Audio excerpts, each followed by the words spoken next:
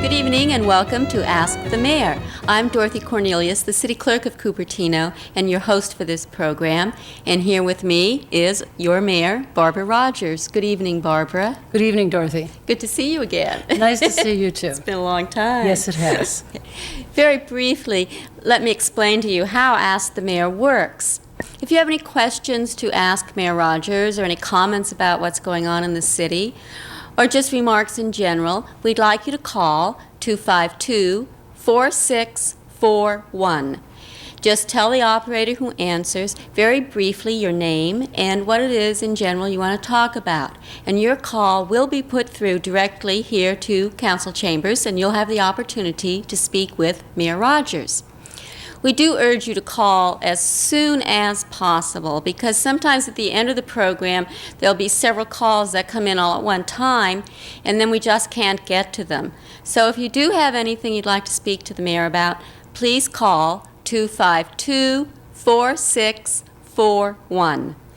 Barbara, we did have a council meeting last night, and yes, we did. It didn't last as long as we had thought it might, but council sure did a lot of actions. Perhaps you could tell us some of those things council did. I'd be glad to.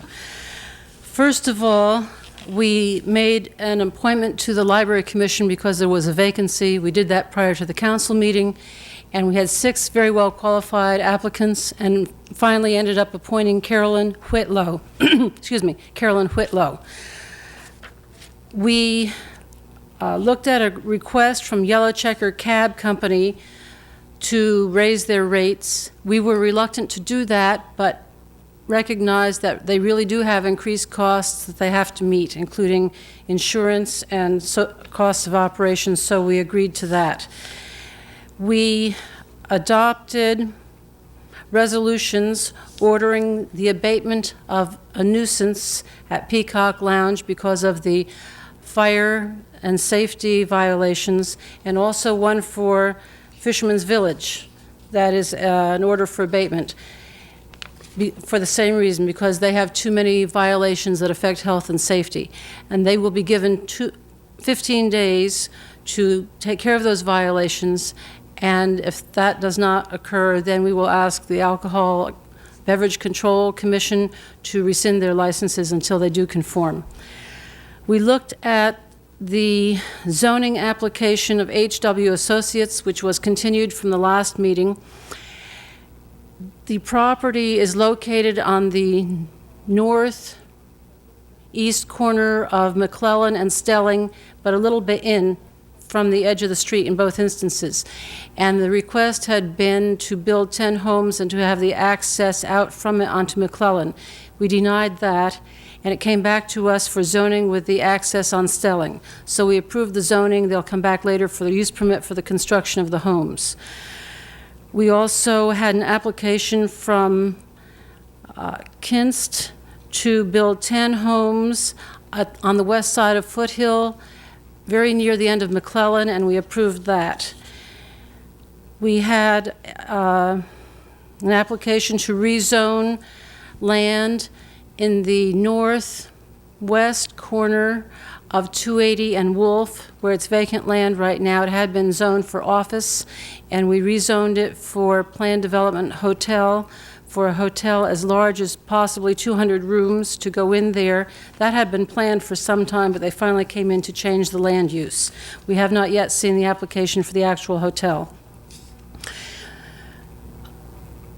One application that generated quite a bit of input from people in the audience was the mobile station on Homestead near Cupertino High School, where there had been a problem with students loitering, and the application requested a 24-hour operation and a snack shop.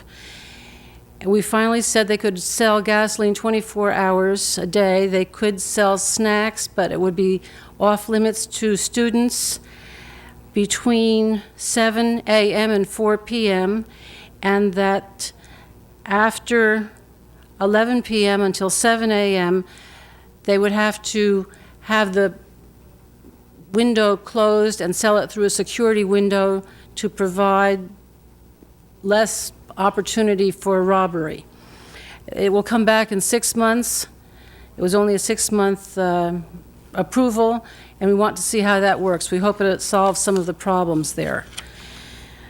We looked at an application for Edwin J. Myers for a new parking lot where a building has come out between Marie Callender's and Straw Hat Pizza, which will provide more parking back there behind Mervin's, and we hope that will help solve some of those problems. We also asked the applicant to look at the lighting in the alley behind Mervin's, so it would be less used as a place where people would lurk, but not to shine into the neighbors' yards in the back.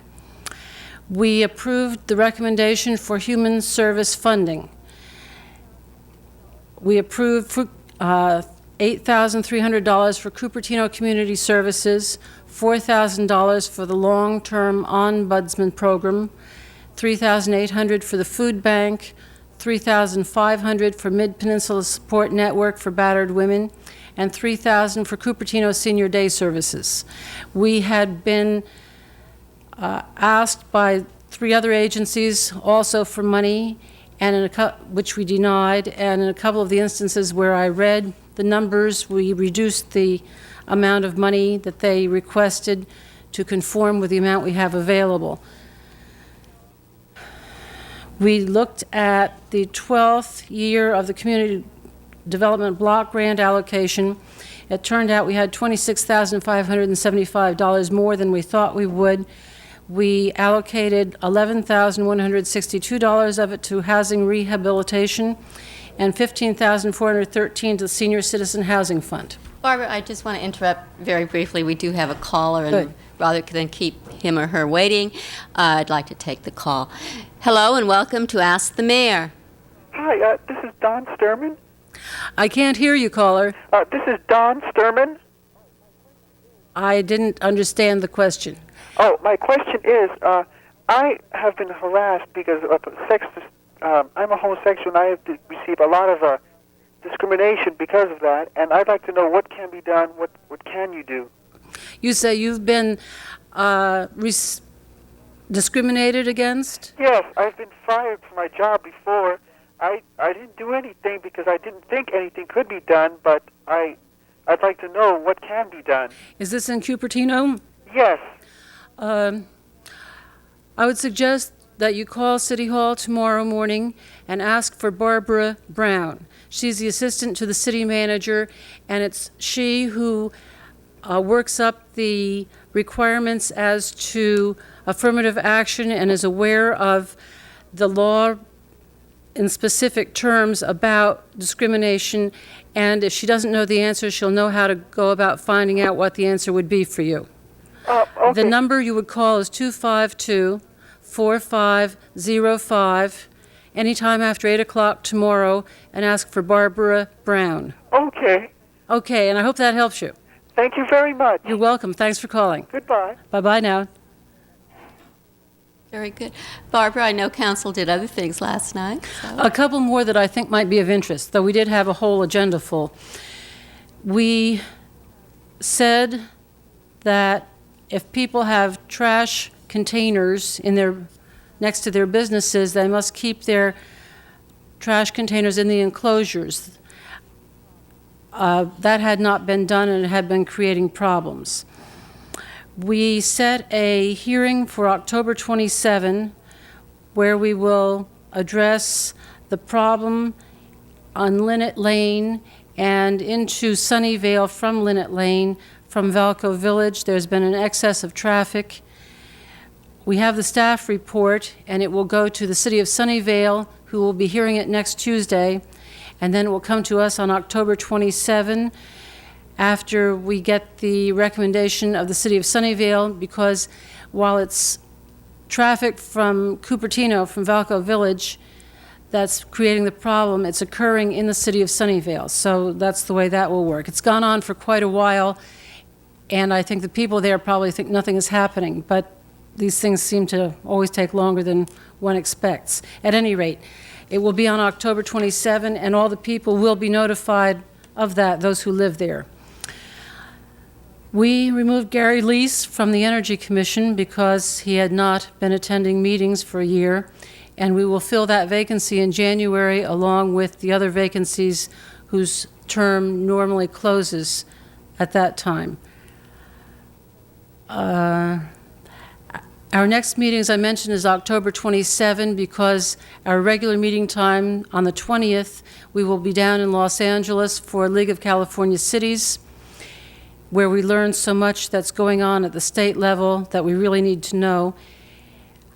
So we'll be meeting instead on the 27th, and prior to that meeting, at 5:30, we will go look at 3 different locations in town to see where we might hold council meetings starting the first of the year. Because as some of you may know, on December 7 and 8, we will be moving to a new temporary location in town center. All that will be coming out in both the November and December scenes. In the newspapers, I'm Yes. sure. Yeah. But we're going to be expanding City Hall, and with all the dust and the hammering and the pneumatic drills and so forth, it's really impossible to conduct business here very effectively. So we'll be out of this building for about a year, and because it will also affect the council chambers, though there'll be relatively little done in here, we will also be moving them. We'll be looking at 3 locations. Of course, anybody in the public is perfectly able to come along if they care to. We'll be meeting here at council chambers at 5:30 and go on this field excursion, being back in time for our 6:45 regular meeting. That was, I think, about the extent of the things that the citizens who are listening would find interesting. In a little bit, I want to get into some of them a little more. Okay. But first of all, I do want to announce a regular feature on this program is our trivia question. Each program, the mayor has a question regarding either history of Cupertino or something that's currently going on or plans for the future of our city. And the first caller to call in and give the mayor the correct answer is the recipient of one of our Channel 30 T-shirts. However, if you have won one before, you're not eligible for another one, unfortunately. You do have a choice. They come in white with our Channel 30 logo in blue, or it comes in the teal blue with the Channel 30 logo in black.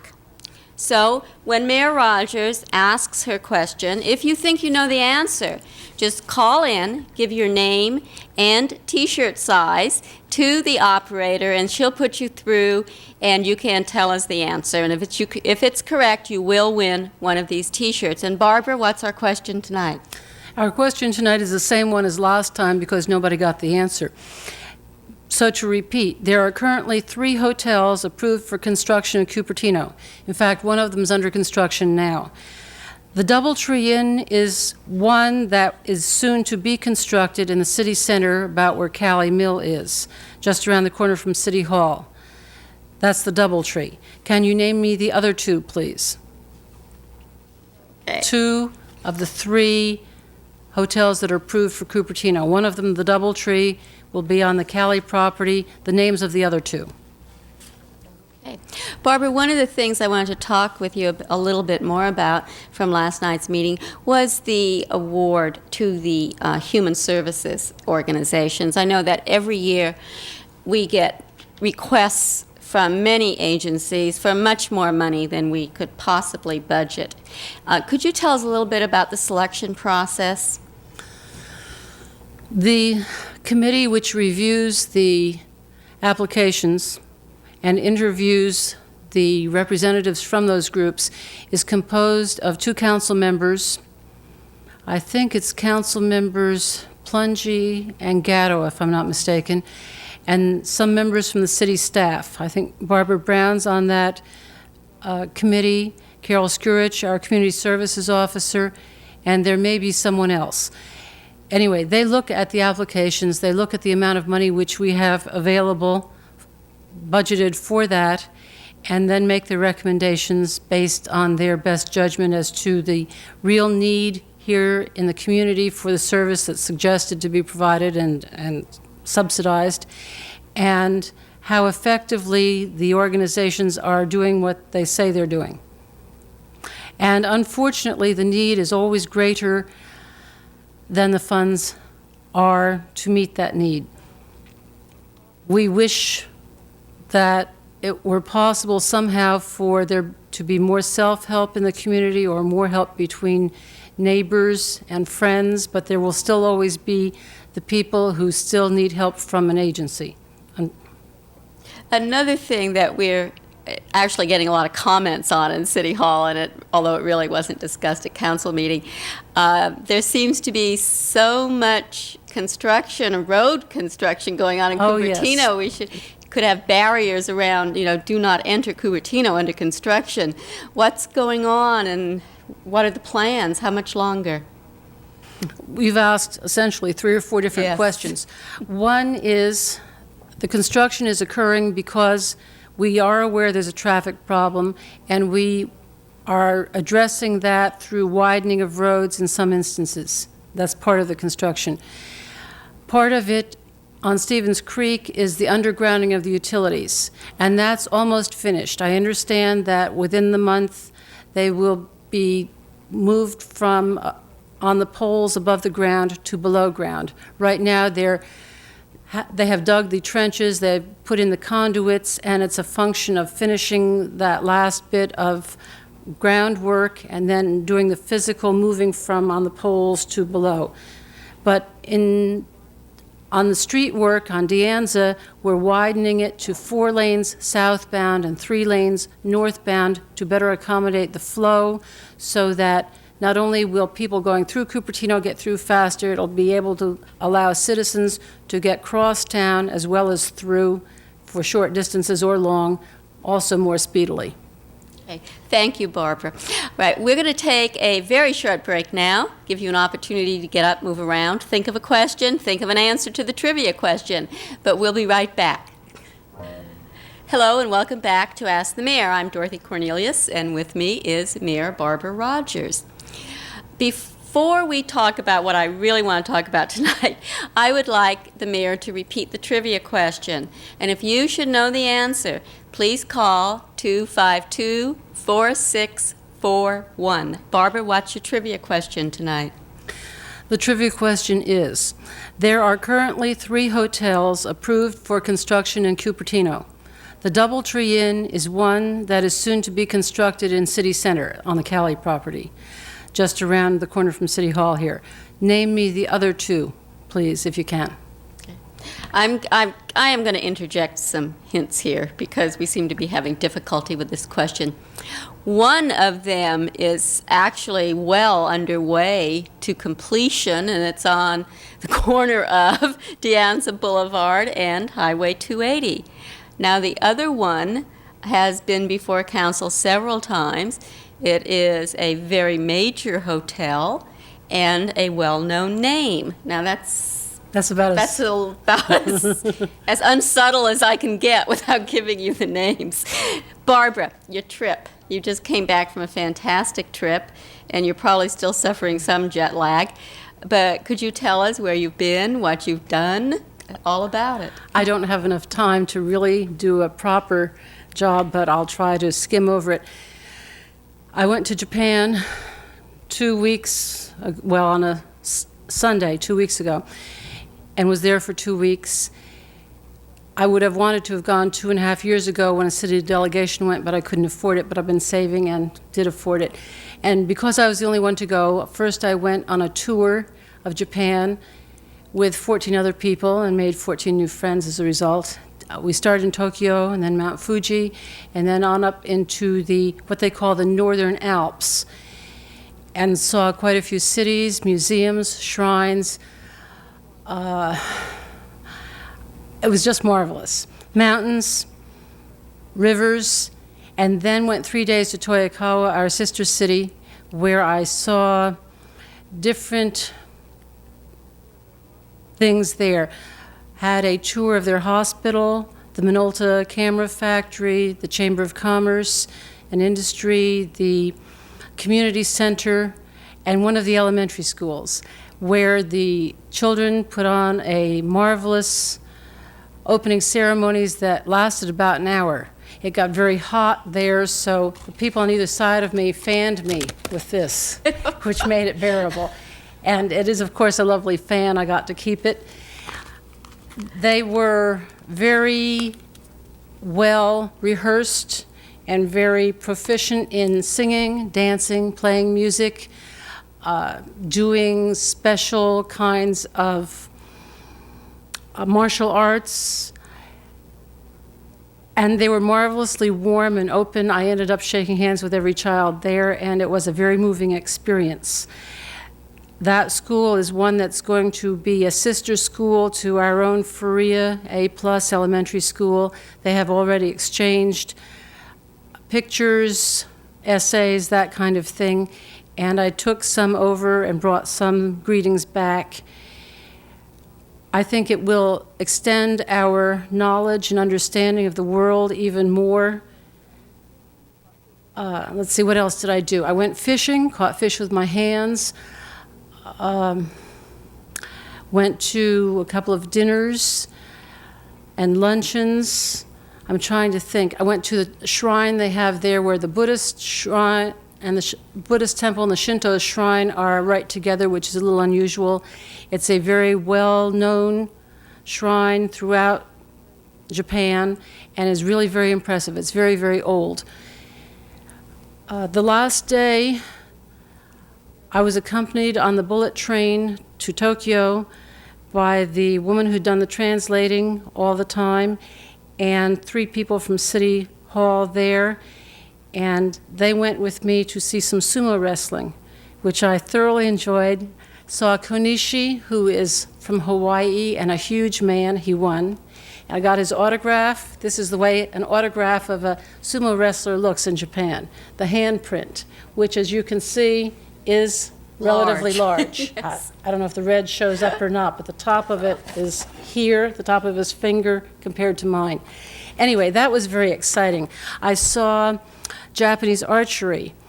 I saw a 91-year-old man who still makes clay pottery, very nice teacups.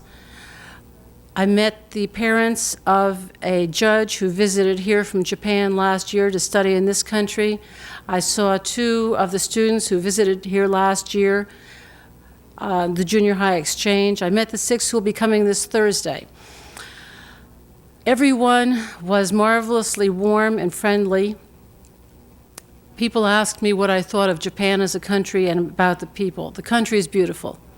Sometimes you hear that things are so built up in the telling that they really can't live up to the seeing. Well, there were no disappointments. Everything lived up to my expectations and beyond. And the people I found to be very hardworking, very able, very competent. And while every, I think, culture has its own way of thinking, I didn't feel particularly an outsider or peculiar. Maybe it's because I did go as mayor of this city, and perhaps they were more wanting to make me feel welcome than if I had gone as just Mrs. Rogers. But at any event, I had a marvelous time. I'd love to go back. I'll have to save a while for that, though. The thing that I think is important about the sister-city relationship is not the government-to-government aspect of it, but the people-to-people, and the learning, because certainly the world is getting smaller. And with the schools having the exchange, the chambers now wanting to have an exchange, the JCs from our city are going over in November. The hospital wants to have a sister hospital relationship with Stanford. That's in the beginning process. The mayor would like to exchange teachers, and we will have to see if what can be done in that regard. I just see it spreading, and I think our lives and our world can only be better as a result. That sounds awfully preachy, I suppose. No, it doesn't. It sounds terrific. I really like that, Barbara. It sounds like you're ready to go back at any time, I am. too. I am. All right, that really is terrific. Barbara, very, very quickly, one of the things on the agenda last night was a resolution that really formalized a bicentennial committee, and that's 15 people, and this is to celebrate the United States Constitution. The 200th anniversary of the signing of the Constitution, which date will be September 17 next year. And so, well, a year in advance, we have set up a committee made up of people from different facets of the community to plan for different kinds of celebration and recognition, whether it be something in the schools, something the chamber would do, or the service clubs, something the library would be concerned with, that kind of thing. And last night's formal resolution was to get us recognized nationally so that we can get some of the information we need and the publicity attendant. That sounds great, and I'm looking forward to a year of really celebrating. So am I. I think it's really important. We have a unique form of government, and I think we need to understand and appreciate it even more. Right. Thank you. I want to thank you for being here again tonight. It went so quickly, I can't believe it. You're right, but it's always a pleasure. We will be back October 28th for Ask the Mayor. Be sure to watch. Thanks for watching tonight. And if you have any calls during the week, or questions, 252-4505. Thanks. Good night. Good night, Barbara. Good night, Dorothy.